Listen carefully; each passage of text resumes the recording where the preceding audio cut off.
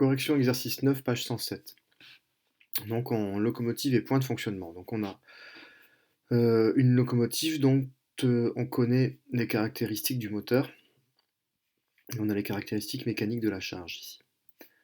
Alors première question, on nous demande ici, que vaut le couple du moteur lorsqu'il fonctionne à vide? Eh bien le couple moteur à vide, donc le couple à vide, eh bien à vide, ça veut dire qu'il n'entraîne rien du tout le moteur. Donc s'il n'entraîne rien, il n'y a aucune force, donc aucun couple. Donc, reproduire sur votre cahier la caractéristique mécanique de la charge. Donc voilà, c'est fait. Et à l'aide du doc 2, tracer dans le même repère graphique la caractéristique mécanique du moteur. C'est-à-dire le graphique donnant la charge TU en fonction de la fréquence de rotation N. Donc on a ici plusieurs points importants. Donc on sait que la fréquence de rotation à vide, c'est N égale 4200 tours par minute. Donc on a ici un point ici, parce que 4200 tours par minute, la charge utile est égale à 0. Donc on va tracer TU ici, je le note, TU.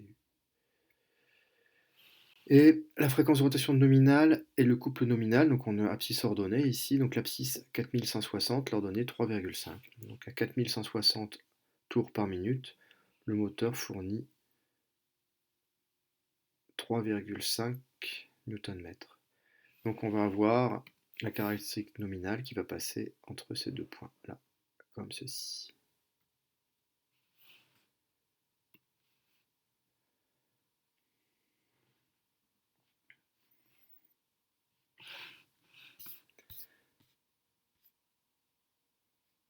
Donc en déduire les coordonnées du point de fonctionnement de l'ensemble moteur-charge, donc les caractéristiques du point de fonctionnement sont ici.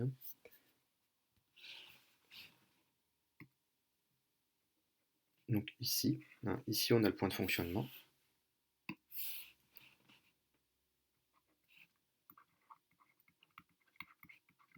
Qui est l'intersection entre les deux courbes, voire courbe précédent.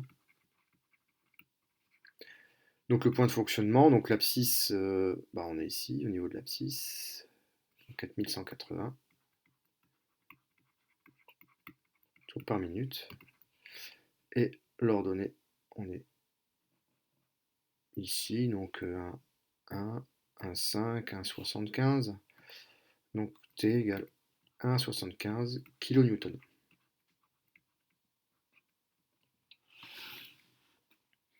Voilà, fin de la correction de l'exercice 9. Donc, correction de l'exercice 10, page 108. Donc exercice de vélo, on vous donne des informations ici. Donc des informations sur ce que c'est qu'un braquet, sur les fréquences de pédalage, et sur la caractéristique du vélo au niveau du nombre de dents sur le plateau et sur les pignons. Donc première question, on veut la vitesse angulaire des pédales du vélo de Zélie en radians par seconde. On dit ici qu'on a à peu près 70 tours pour une minute. Nous, on veut des radians par seconde, donc déjà, on voudrait savoir en une seconde. Alors une seconde, c'est un soixantième de minute, alors peut-être que ici j'aurais pu mettre 60 secondes, par exemple. Mettons ça. Donc 70 tours avec un S en 60 secondes. Donc en une seconde, ici le résultat c'est 1,17 tours par seconde. Donc on a 1,7 tours par seconde. On peut refaire une autre règle de proportionnalité. Alors pas comme ceci, c'est pas très judicieux. On sait que un tour, ça correspond à 2 pi radians. 2 pi radians.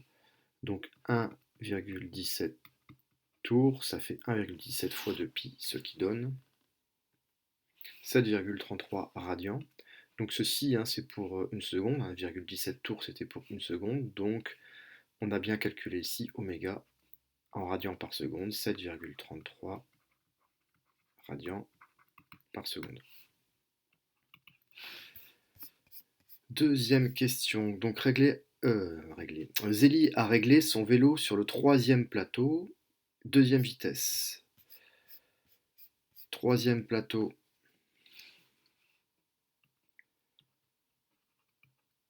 c'est 42 dents. Et 2e vitesse, donc on a 26 dents. Donc le braquet étant égal au nombre de dents qu'il y a sur le pédalier, ici c'est marqué palier, hein, c'est pédalier, sur le nombre de dents qu'il y a sur le pignon, on a 42 sur 26 ici, donc comme braquet, ce qui donne 1,61. Donc en déduire la vitesse angulaire des roues du vélo de Zélie en radians par seconde. Donc on a ici le braquet qui est égal également à la vitesse angulaire de la roue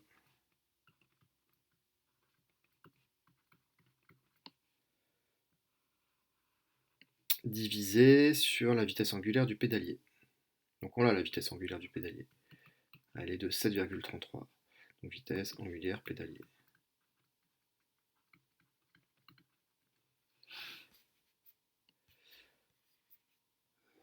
Donc on aura donc ici ce qu'on cherche, hein, la vitesse angulaire de la roue. Ça va être égal à BR fois la vitesse angulaire du pédalier. Donc vitesse angulaire de la roue, donc V, vitesse angulaire, on va l'appeler comme ça, hein, vitesse angulaire roue, donc c'est égal à BR fois vitesse angulaire du pédalier, BR fois oméga, la vitesse angulaire du pédalier on l'avait appelé oméga, donc ça sera égal à 1,61 fois donc 7,33, ce qui donne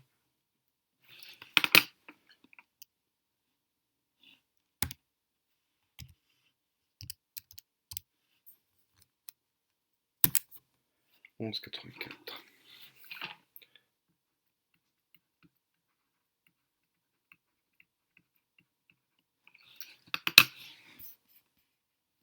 « 11,84 radians par seconde. Quatrième question. Rappelez la relation entre vitesse angulaire de la roue, vitesse d'un point de la roue et son rayon. Donc la vitesse d'un point de la roue, c'est égal au rayon de la roue fois la vitesse angulaire. Voire court, hein, V égale R oméga. En déduire la vitesse à laquelle roule Zélie, eh bien on applique ceci, à la vitesse de rotation de la roue. Donc c'est le rayon de la roue. Alors le rayon de la roue, on a des roues de 26 pouces. Alors R c'est 26 pouces fois, si on veut en centimètres, on multiplie par 2,54. Donc ce qui donne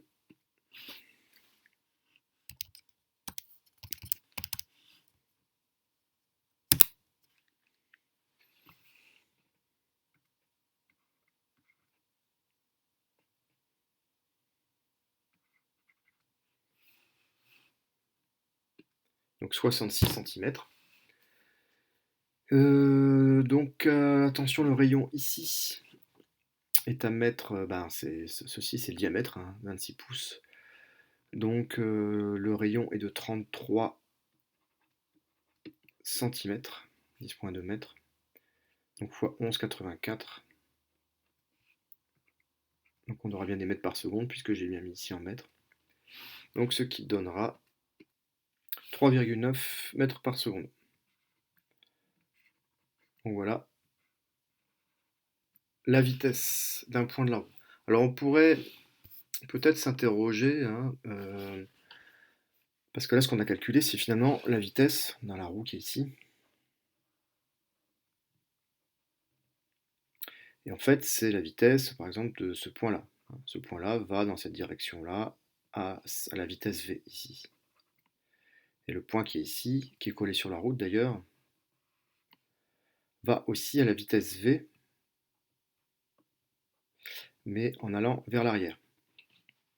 Sauf que ce point étant immobile, puisqu'il va vers l'arrière à cette vitesse-là, mais il va vers l'arrière à cette vitesse-là par rapport au vélo, hein, pas par rapport au sol, puisque par rapport au sol, il est immobile. Donc si un point qui va à la vitesse v en arrière par rapport au vélo est immobile par rapport à la route, c'est bien que le vélo lui-même va à la vitesse v en avant. Bon, à réfléchir, parce que je suis sûr que cette explication-là, évidemment, elle ne paraît pas si intuitive que ça, mais ben, il faut, comme beaucoup dans la physique, hein, ça se comprend en y réfléchissant un peu plus longuement que juste le temps de cette vidéo. Donc le vélo va bien à 3,9 mètres par seconde, alors ça fait en kilomètres heure, hein. C'est toujours intéressant de savoir si en kilomètres heure ça paraît honnête, hein, si elle allait à 140 km/h par exemple, on pourrait s'interroger. Ici, elle va à 14 km par heure, donc ce qui correspond à une vitesse honnête, on va dire, à bicyclette. Alors, sixième question, évidemment, hein, qu'est-ce qu'on peut lui proposer pour qu'elle roule plus vite sans pédaler plus rapidement? Bah, c'est qu'elle change de vitesse, hein, sur ses vélos. Donc, c'est que ici, elle est déjà sur le troisième plateau. Donc, elle a déjà troisième plateau, il n'y en a pas d'autre, hein, elle est déjà à 42 ici, donc elle est au maximum quelque part. Par contre, elle peut ici, au lieu d'être sur le troisième pignon, elle pourrait être passée sur le quatrième, ou le cinquième, ou le sixième, ou le septième, ou le huitième, et elle irait plus vite, sans pédaler plus vite. Par contre, elle appuierait plus fort sur les pédales, évidemment. Voilà, donc question 6, faite à l'oral. Donc fin de la correction de cet exercice 10. Correction exercice 11, page 108. Pendant le Moyen Âge, pour construire des châteaux dont les murs dépassent parfois le mètre d'épaisseur, il fallait être en capacité de déplacer de lourdes charges. Pour cela, on disposait déjà à l'époque d'engins de levage, les cages à écureuil.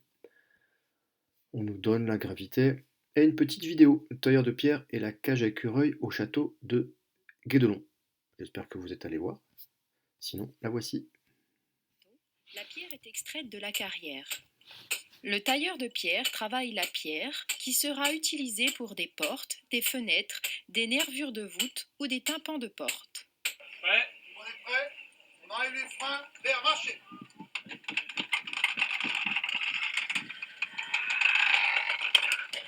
Devant le logis seigneurial, on assiste à une montée de pierre grâce à la cage à écureuil qui était la grue du Moyen Âge.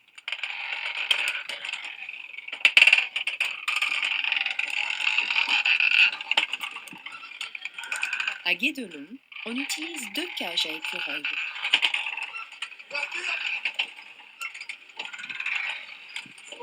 300 à 400 kg de pierre peuvent être soulevés par un seul homme.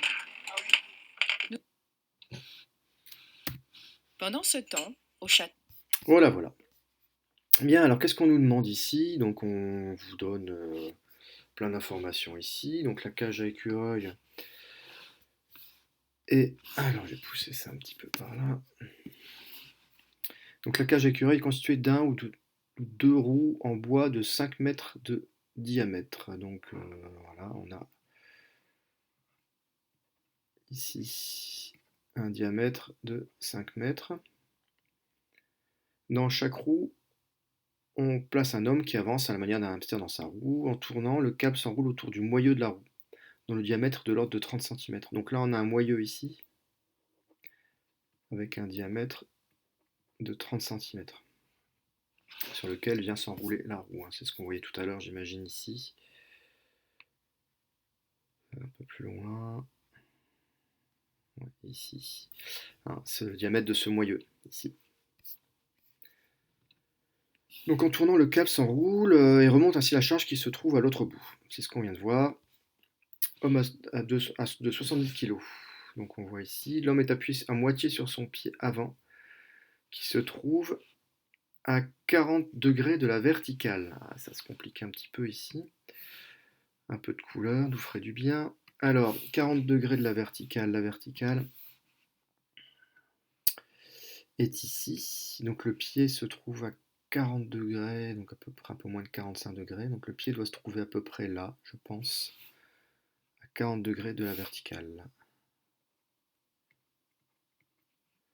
Donc on a le pied qui est ici. Voilà.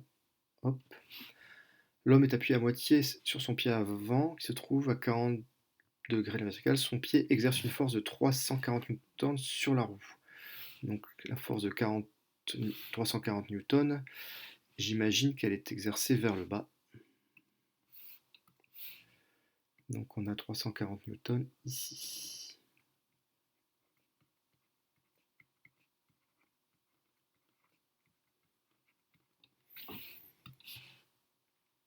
Et celle-ci fait un quart de tour en 3 secondes.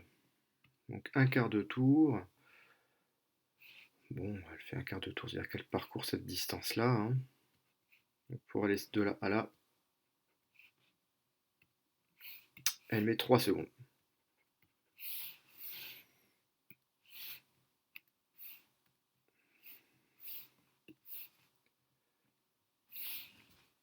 Bon, on se doute bien des questions qui vont nous être posées ici, hein, avec tout ça. Alors on nous donne aussi une formule, la puissance P en watts, développée par un moment agissant sur un système en rotation, est le produit du moment N par la vitesse angulaire oméga du système en radians par seconde. Hein, je vous l'avais dit un peu à l'oral, la puissance d'un moteur, de n'importe quoi, d'un arbre, hein, c'est la vitesse angulaire fois le moment, justement, ce qui est intéressant comme formule. Donc la puissance P en watts nécessaire pour faire monter une charge verticalement est égale au produit du poids de la charge à monter, N par la vitesse V de la montée. Alors, on nous donne plein de nouvelles formules ici, bon c'est bien, hein, donc la puissance c'est le poids fois la vitesse aussi. Donc on a plein de relations qui sont des relations qu'on aurait pu voir en cours, mais qui nous sont ici amenées comme ceci. Donc faire un schéma de la situation, bah, vous voyez comme d'habitude, j'ai pas besoin qu'on me le demande, et oui parce que sans schéma, pour comprendre ce genre d'énoncé c'est un peu compliqué. Il représentait la force exercée par le pied avant de l'homme, et le bras de levier de cette force par rapport à l'axe de rotation de la roue. Alors ça je ne l'ai pas fait. Le levier par rapport à l'axe de rotation de la roue. Mais pour faire le levier par rapport à l'axe de rotation de la roue, je rappelle que la technique, c'est donc tracer la continuité de la force F ici, hein, qui est le support de la force. Donc tracer ça comme ça, voilà. Et ensuite, on vient tracer la perpendiculaire. Je vais changer de couleur encore. On vient tracer ici la perpendiculaire à cette droite et qui passe par le centre. Donc c'est ici qu'on a la distance D du bras de levier. Alors, ça ne marche pas. Voilà, D est ici. On fera peut-être un schéma un peu plus grand si on veut faire un calcul tout à l'heure. Montrer que le moment de cette force par rapport à l'axe de rotation de la roue vaut 550 Nm. Donc j'ai redessiné ici le triangle qu'on a ici. Donc en haut c'est D. Voilà, ici. Ici, cette distance-là, ça sera cette distance ici. Donc ça sera la moitié du diamètre, hein, donc le rayon. Donc on a 2,50 m ici. Et l'angle qui est égal à 40 degrés ici se retrouve également ici, à 40 degrés. Donc je l'ai placé ici. Donc sinus 40, c'est le côté opposé D sur l'hypoténuse. Donc D, ça sera égal à 2,5 sinus 40.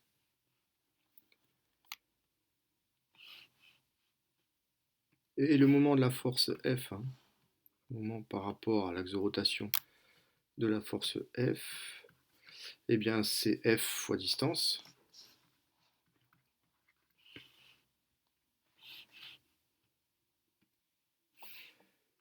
Donc ce qui donne, donc la force est de 340 newtons.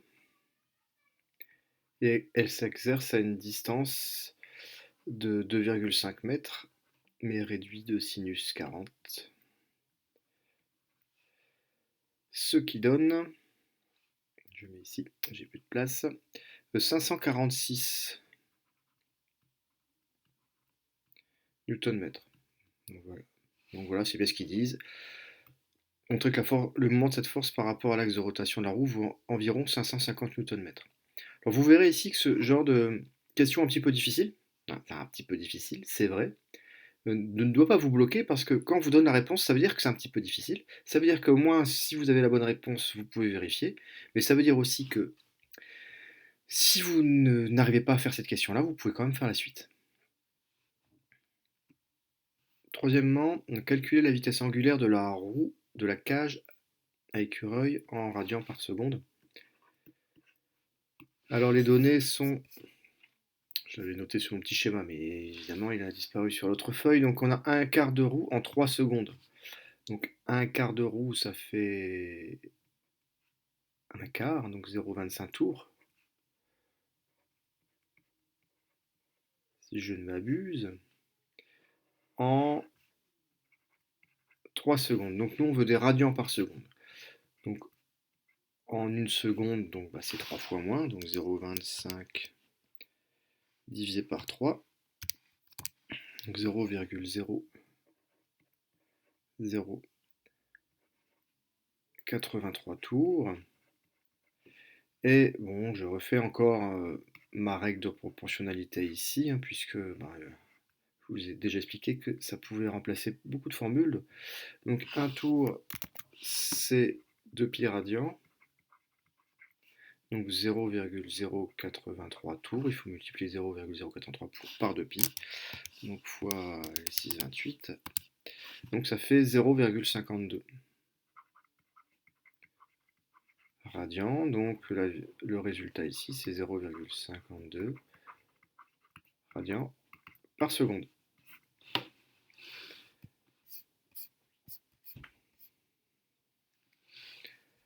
Montrer que la vitesse de montée de la charge est de l'ordre de 7,910.2 mètres par seconde. Donc pareil, s'il nous donne la réponse ici, c'est que c'est pas si évident que ça.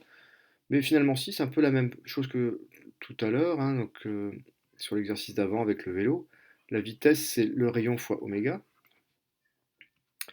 Le rayon, on a vu tout à l'heure que c'était... Donc le rayon qu'on va utiliser ici, c'est le rayon du moyeu, dont on parlait tout à l'heure. Le câble s'enroule autour du moyeu. Donc c'est le moyeu ici qui tourne à la même vitesse que la grande roue et qui tourne tous donc à 0,52 radians par seconde. Et la vitesse d'enroulement du câble, ça va donc être la vitesse d'un point de la surface du moyeu. Le moyeu fait 30 cm, donc le rayon c'est 15 cm. Et le oméga, c'est celui du dessus. Et on obtient 0,078 radians par seconde. Ici, on nous demande de montrer que c'est à peu près égal à 7,910-2. Bon, c'est à peu près égal à 7,9. Je sais pas pourquoi ils ont mis un 9. J'ai un 8 ici, moi. Cinquième question. Donc, à l'aide du document 3, calculer la puissance nécessaire pour monter une charge de 400 kg à une telle vitesse. On a ici la relation, P égale... Donc, la puissance, c'est le poids fois la vitesse. Alors, le poids est 400 kg, mais bien, c'est la masse fois la gravité, P égale mg. Alors, attention, le poids et puissance, c'est pas pareil ici. Enfin, c'est les mêmes lettres, mais... Donc, je mets directement la masse ici, donc 400 kg, fois la gravité, 9,81, et fois la vitesse. Donc, la vitesse, on avait 0,078 ici, 0,078. Moi, je vais utiliser cette donnée-là, puisque c'est celle que j'ai obtenue. 0,078. Et on obtient un peu plus que 3000 watts. 3060. Allez.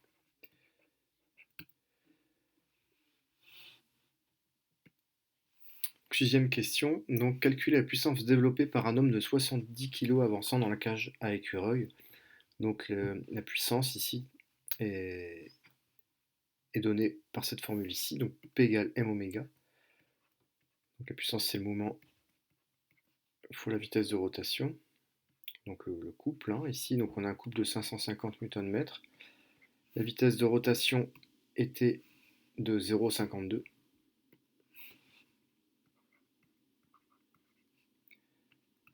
Ce qui donne 286 watts.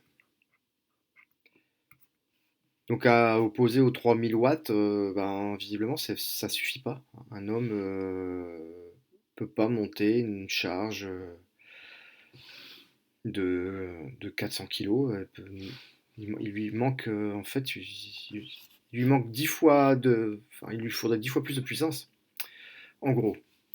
Donc 7, ben non, c'est pas possible, car eh bien, 286 watts est très inférieur, je mets un double signe à 3060 watts. Alors c'est un peu bizarre, j'ai refait les calculs plusieurs fois, on obtient bien ça.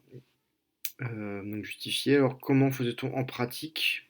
Je sais pas, peut-être qu'on pouvait mettre plusieurs hommes à l'intérieur, mais là, vu la différence qu'il y a entre les deux, il faudrait mettre 10 bonhommes dedans. Bon, peut-être que j'ai fait une erreur quelque part sur le calcul. Peut-être qu'on verra ça un peu plus tard. Mais donc, on peut quand même dire comment faisait-on en pratique pour faire monter une telle charge. Donc, utiliser plusieurs roues ou mettre plusieurs personnes. Hein, utiliser plusieurs roues. C'est ce qui est dit au début, hein, que parfois on met deux roues en parallèle. Hein. La cage d'écurie est constituée dans chaque roue, on place un homme qui avance à la manière d'un hamster. Et on pourrait imaginer qu'on mette plusieurs roues en série. Bon voilà, on a répondu, je pense. Allez, fin de la correction de l'exercice 11.